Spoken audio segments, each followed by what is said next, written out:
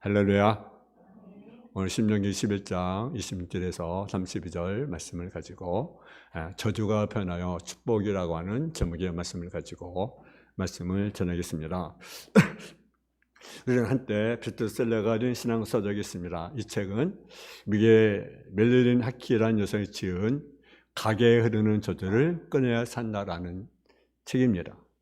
이 책의 제목 밑에는 저주의 삶에서 축복의 삶으로 안내해 주는 책이라는 추가된 설명이 들어있습니다. 이 책은 제목부터가 사람들의 관심을 끌게 합니다.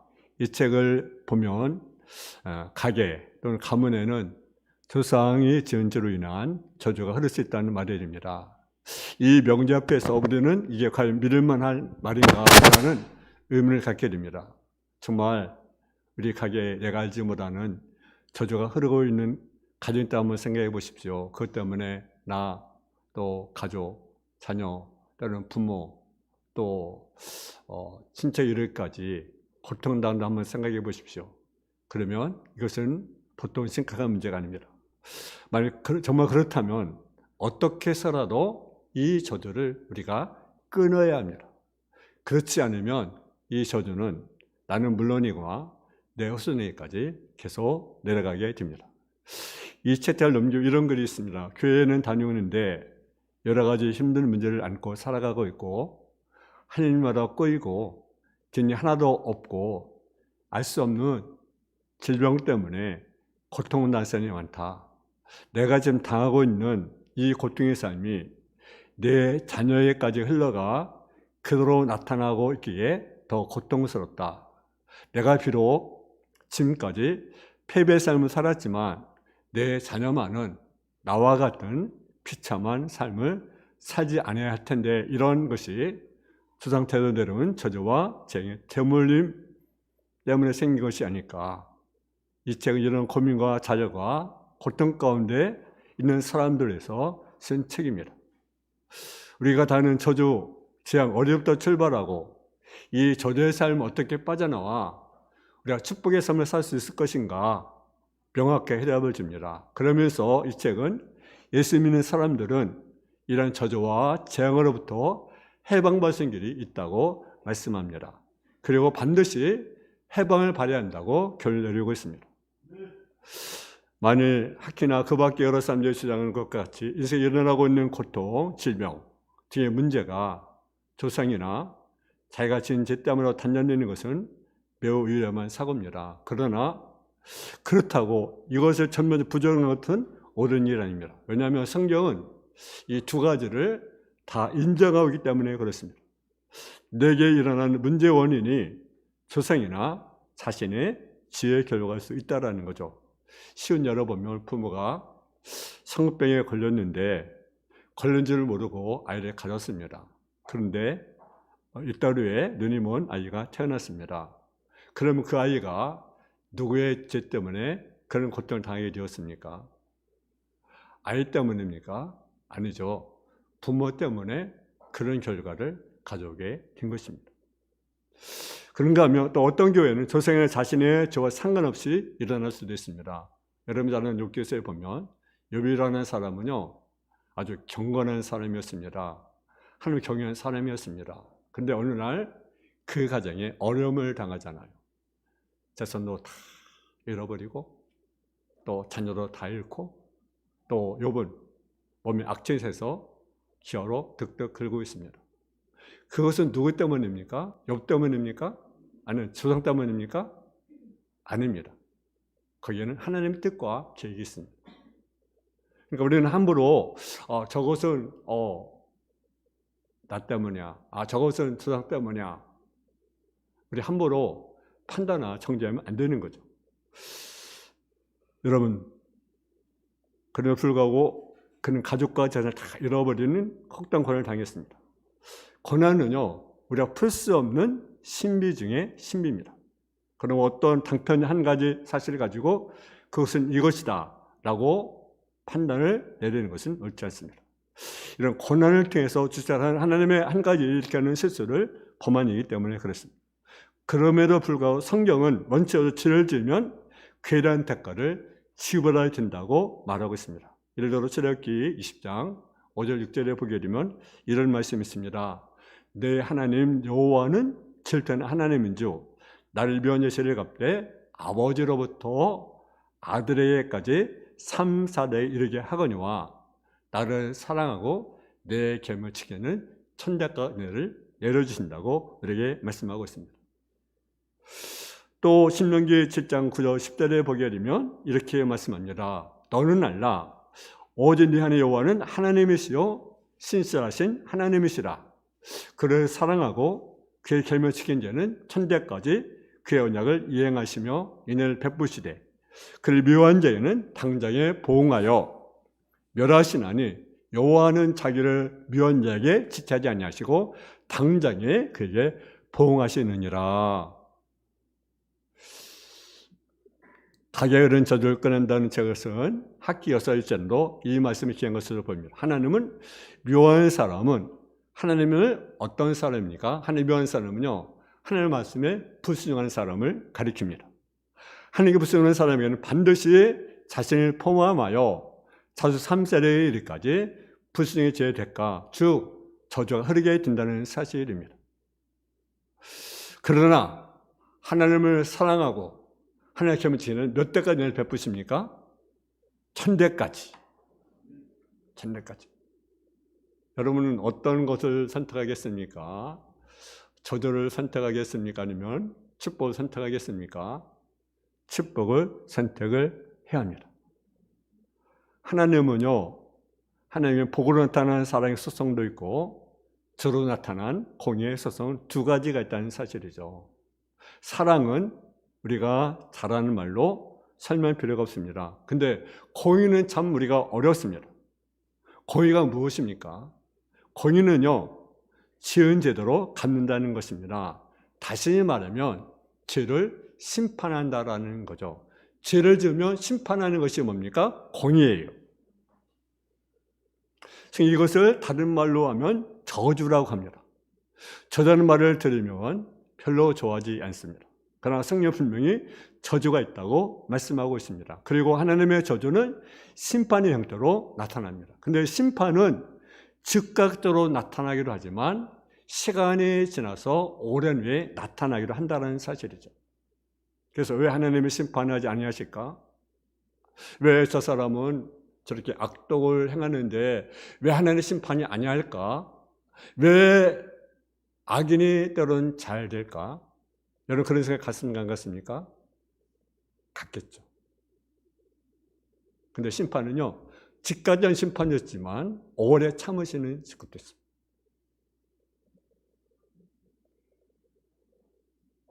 여러분, 왜 하나님은 심판합니까? 점치를 키워도 봐주면 되는데 어째서 꼭 심판을 하려고 하는 것일까? 여러분, 죄를 지은 사람 심판을 하지 않아도 하나님이 손해보는 것 아닙니까? 손해보지 않습니까?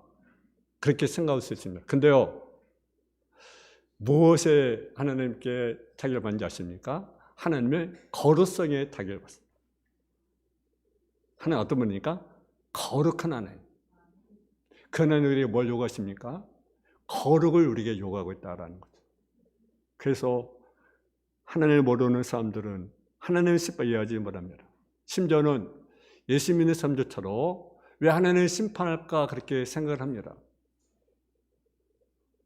여호와 증인들은요, 지옥을 믿지 않아요. 왜 믿지 않는지 아십니까? 하나님은 사랑의 하나님인데 무슨 지옥을 만들었겠는가? 아니라는 거죠. 근데 하나님은요, 사랑 하나님과 동시에 어떤 하나님인지 아십니까? 공의의 하나님. 그래서 죄는 심판하신다는 거죠.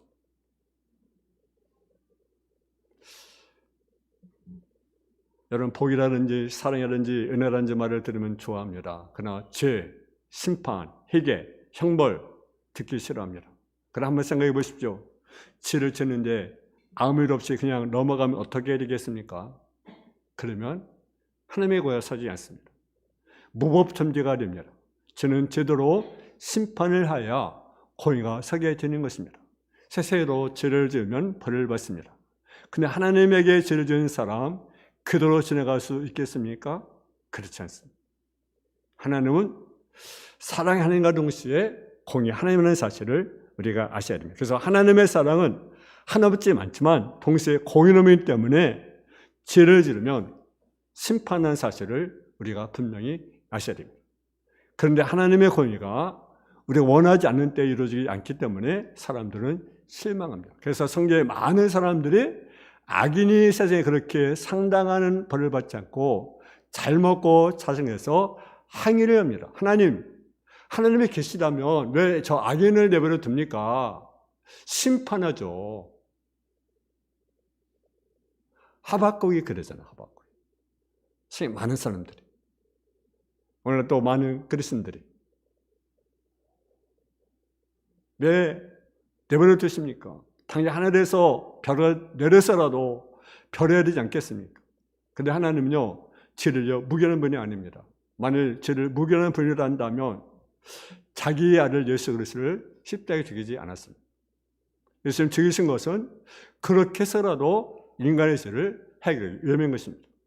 그러나 불구하고 죄악을 그대로 가지고 있는 사람에는 심판을 하실 수밖에 없는 것입니다. 그러나 회개하고 돌아오는 삶에는 약속하신 복을 허락하신다는 사실이, 이렇게 하나님은 한편에는 복, 한편에는 저주를 주시고 자기의 사람에게는 복을 내리시고 자기를 미운 자에게는 저주를 내리시는 분이시다라는 사실을 우리가 기억을 해야 합니다. 오늘 본문에 한번 보시기 바랍니다. 우리 신명기 11장 26절에서 한번 봉독을 하겠습니다. 28절까지.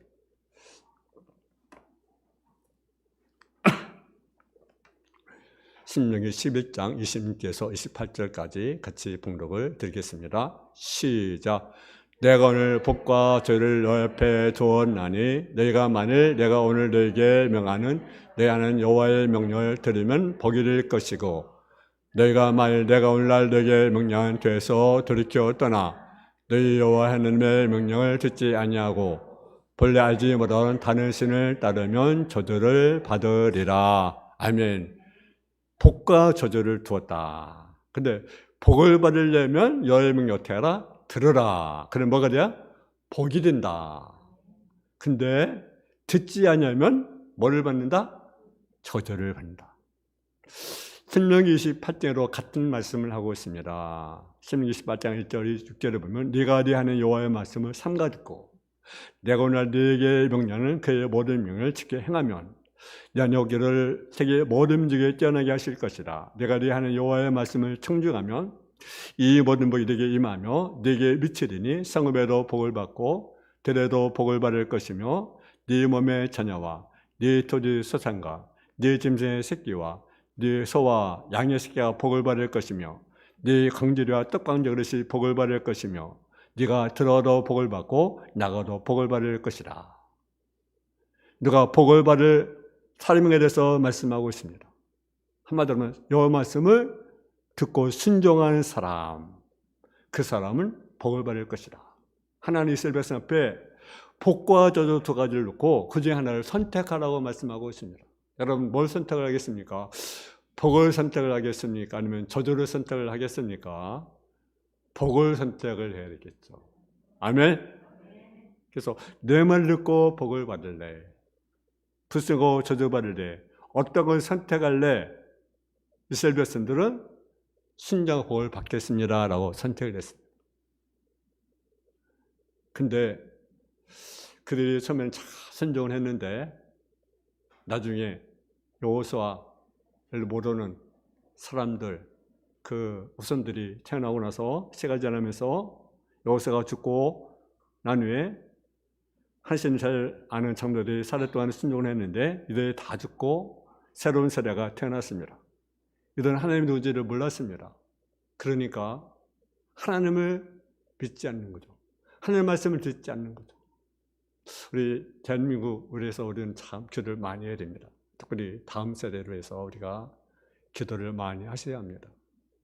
저들이 하나님 잘 섬겨야 되는데 갈수록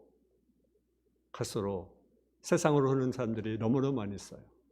앞으로 우리 젊은이들, 학생들, 어린이들 이제 하나님을 잘 섬겨야 되는데 저들의 미래가 참으로 안타까운 일이 아닐 수가 없습니다.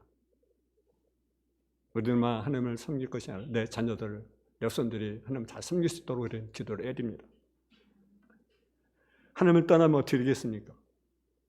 하나님을 어떻게 되겠습니까? 하나님의 말씀을 듣고 순종하고 우리가 나가야 되지 않겠습니까? 우리는 매일매일 삶에서 씨를 뿌려요. 씨. 좋은 씨도 뿌리지만 나쁜 씨도 뿌립니다. 내가 뿌린 씨앗이 어떤 씨앗인지 선한 것을 뿌리면 선한 열매를 거두게 됩니다. 그러나 악한 것을 심으면 악한 열매를 우리가 거둘 수밖에 없는 거예요. 무엇인지 심대로 우리가 거두게 되어 있습니다. 이것이 하나님이 정하신 법칙이에요. 그런데 악을 뿌리면서 사람들이 잘 되기를 원한다면 되겠습니까? 그것은 잘못된 거죠. 또 그럴 수도 없는 거죠. 악을 뿌리면 어떻게 선한 것이 나오겠습니까? 선한 것을 심을 때 선한 것이 나오는 것 아니겠습니까? 좋은 것을 심어야 되지 않겠습니까? 가르육장에 보게 되면 뭐라고 말씀합니까? 스스로 속이지 말라. 하는 업심여김을 받지 아니하는 산을 무엇으로 심든지 그대로 거두리라. 육체의 심령처럼 뭘 거둡니까? 썩어질 것을 거두고 성령의 심령에서는 또 뭘 거둡니까? 영생을 거둔다는 거죠. 여러분 뭘 거둬야 되겠습니까? 썩어질 것을 거두겠습니까? 영생을 거두겠습니까? 영생을 거두지 않겠습니까? 그러니까 자꾸 심어야 돼. 어떤 씨? 좋은 씨, 선한 씨, 복음의 씨 자꾸 심어야 됩니다. 그러면 언제 그럽니까? 때가 되면 하나님께서 거두게 될 것입니다. 그래서 우리는 기도의 씨를 뿌리고 눈물의 씨를 뿌리고 전도의 씨를 뿌리고 봉사의 씨를 뿌리고 헌신의 씨를 뿌리고 그래서 우리는 열매를 거두어야 합니다. 그러므로 우리는 좋은 것을 우리가 심어야 된다라는 거죠. 여러분 성경에 보면 다윗이 있습니다. 다윗은요 자기 부하 아내 밧세바를 간음하고 그 은폐하기 위해서 그 남편을 전쟁에서 죽게 만들었습니다. 근데 어떻게 됩니까? 그가 거두잖아요. 큰 죄를 짓고 잠겼을 때 낮은 선지자가 와서 그의 죄를 찢어갑니다. 그 죄를 받고 다윗은 회개를 하지만 하나님께 용서를 받았지만 그 뿌린 것은요 거뒀어요. 어떻게 거두십니까? 그 집안에 칼이 끊이지 않았다는 거죠. 전쟁이 끊이지 않았다는 거죠. 그리고 압살롬이 아버지를 반역합니다. 그리고 이스라엘 안에서 큰 내란이 일어납니다. 다윗의 처들이 대낮에 다른 사람들의 동침하는 수치를 당하게 됩니다. 딸 타말은 이복 오빠 암논의 강간을 당하게 됩니다. 그 암논은 다발의 친오빠 압살롬에서 살해를 당하게 됩니다. 왜 그렇습니까? 다윗이 씨를 뿌렸잖아요. 악한 씨를 뿌렸잖아요. 그러니까 그것을 거둔 거예요. 물론 우리가 회개하면 용서를 받지만 대가는 지불한다는 사실이죠. 여러분 악을 뿌리면 내 자신으로부터 악한 열매를 거둡니다. 그뿐 아니라 내가 뿌린 그 악으로 인해서 또 내 자신이 그 열매를 거둘 수 있다는 사실이죠. 여러분 예수를 믿어도 구원을 받고 하나님의 자녀가 되었어도 죄를 계속해서 짓는다면 나쁜 습관에서 벗어나지 못하거나 또는 말씀 사지 못하거나 말씀대로 순종하지 못하게 된다면 그로 인해서 내 삶에 악한 열매가 맺히게 됩니다. 만약 회개하고 돌이키지 않으면 악한 열매는 계속 맺게 되는 것입니다. 그렇게 되면 나와 내 자녀들은 그 열매를 먹을 수밖에 없습니다. 하나님 말씀대로 저주가 임할 수밖에 없는 것입니다. 오늘 예수 믿는 사람들이 왜 하나님의 온전히 복을 누리지 못하는 것을 증명해가 바로 여기에 있습니다. 우리는 보통 예수를 믿으면 모든 저주와 형벌에서 벗어났다고 생각을 합니다. 그렇습니다. 맞습니다. 예수 믿으면 죄와 사망으로부터 해방을 받습니다. 이를 로마서 6장 이렇게 말씀합니다. 하나님께 감사하리로다.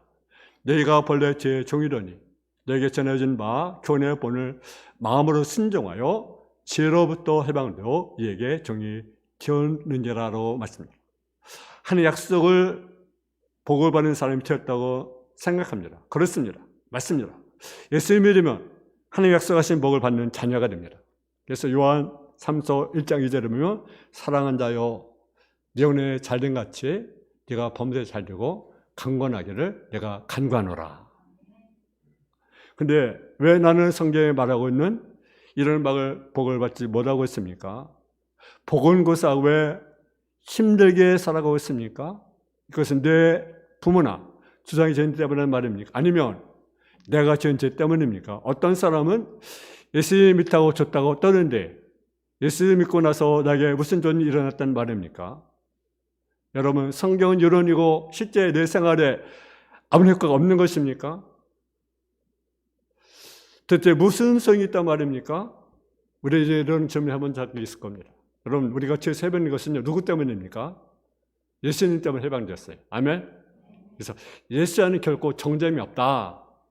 예수 믿으면 죄 해방이 되었습니다. 왜냐하면 예수께서 우리 받아야 할 저주와 행보를 대신 받았습니다. 그래서 우리 정보를 받지 않게 해주었습니다. 그래서 이사야 선지자가 이렇게 말씀합니다. 그는 실로 우리의 지고를 지고 우리의 슬픔을 당하였거늘 우리는 생각하기를 그는 징벌받아서 하나님께 맞으며 고난당한다 하였노라.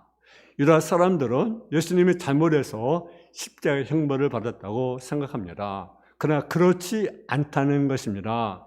그래서 고난당하신 것은 유대의 사람들을 포함해서 온 인류의 질병, 고통, 그리고 그리하는 슬픔을 제거하기 위해서라는 사실이죠. 그래서 예수님은 창에 찔렸고 상했으며 징계를 받았고 채찍을 맞았다는 것입니다.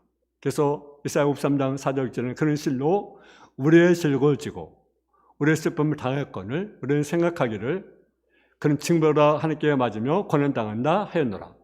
그같이 우리의 혐을 인하며 그가 우리의 죄악을 때문이야. 우리가 징계를 받음으로 우리는 평을 누리고 그가 책지에 맞음으로 우리가 나음을 받았더라. 예수님 때문에 예수님 죄의 질과 슬픔 대신이셨기 때문에 그리고 예수님이 우리가 찔릴 창에 찔리고 우리 생의 상함을 받았고 우리가 받을 징계를 받고 우리가 받아야 할 책지에 맞았기 때문에 우리가 허물이 없어졌습니다. 우리의 죄가 사함을 받았습니다. 그래서 여러분 이것은 어디까지나 객관적인 사실이라는 거죠. 동시에 모든 사람에게 적용될 수 있는 모든 은혜라는 사실이죠. 그러면 이것을 주관적인 사실로 받아들여야 된다는 거죠. 그래야 이게 소용이 있다는 거죠. 하나님 모든 사람에게 차별 없이 주신 은혜를 내 것으로 만들지 않으면 이 은혜는 아무것도 없습니다. 근데 이 사실을 또 내 것으로 받아들여야 된다는 거죠. 그래야 예수님의 십자가 은혜와 능력을 받을 수 있다는 거죠. 그리고 나에게, 그리고 내 가정에 덮고 있는 죄와 저주에서 해방이 있는. 다음에는 내가 지은 죄에 대해서 뭘 해야 되느냐? 해결해야 된다는 거예요. 해결. 죄를 가득 있으면 성령이 맞은 기름 저주가 임할 수 있습니다. 그래서 죄를 회개하고 첫째로 우리가 회개해야 됩니다. 그리고 또 뭘 해야 됩니까? 예수 그리스도의 능력을 우리가 믿어야 한다는 거죠. 그래서 내가 예수로 인해서 제 세방을 받았다는 사실을 믿고 그리고 우리 죄를 어떻게 철저히 회개하고 또 하나는 뭡니까? 아무튼 예수 그리스도의 능력을 믿어라. 아멘. 예수 그리스도는 질병과 고통과 슬픔 원인을 제공하는 사탄을 패배시키고 승리하셨습니다. 그 승리의 능력을 예수의 능력을 우리가 믿어라. 여러분 우리 삶 가운데 여러 가지 저주가 있습니다. 또는 아픔, 또는 고통, 또는 질병, 기타 등등 악한 영들이 있어요. 이런 것들을 우리가 뭡니까? 꺼내야 됩니다. 우리 죄를 회개하고 예수의 능력을 믿고 우리가 첫째 우리가 회개하고 우리가 꺼내야 합니다. 누가 능력입니까? 예수님의 능력입니다. 우리는 그분을 믿잖아요. 삶의 저주는 한마디로는 불순종으로 온다라는 거죠. 죄에서 온다라는 거죠. 복은 순종으로 주어진다라는 거죠. 우리가 뭘 선택하겠습니까? 복을 선택할 것입니까? 아니면 저주를 선택할 것입니까? 복을 선택해야 됩니다. 그러면 우리의 저주를 끊어라. 여러 삶 가운데 힘든 것들, 아픔들, 상처들, 질병들 우리가 예수의 그리스도의 능력을 믿고 우리가 승리하는 저와 여러분 되어지기를 주님의 이름으로 축원합니다. 사랑의 아버지 하나님, 은혜와 사랑을 감사합니다. 우리 삶 가운데 여러 가지 저주들이 있습니다. 고통들이 있습니다. 하나님 예수의 부활의 권세 능력으로 우리가 끊어버릴 수 있도록 주여 도와주옵소서. 우리 잘못을 온 것이라고 한다면 회개하고 또 우리 예수의 부활의 능력을 힘입어 승리하고 끊어버리는 권세를 우리에게 허락하여 주옵소서. 예수의 이름의 능력입니다. 예수의 이름의 권세입니다. 그분의 권세와 능력을 통해서 우리 삶의 저주가 변하여 축복으로 바뀌는 역사가 일어날 수 있도록 주여 도와주옵소서. 감사를 드리며 예수님의 이름으로 기도했습니다. 아멘.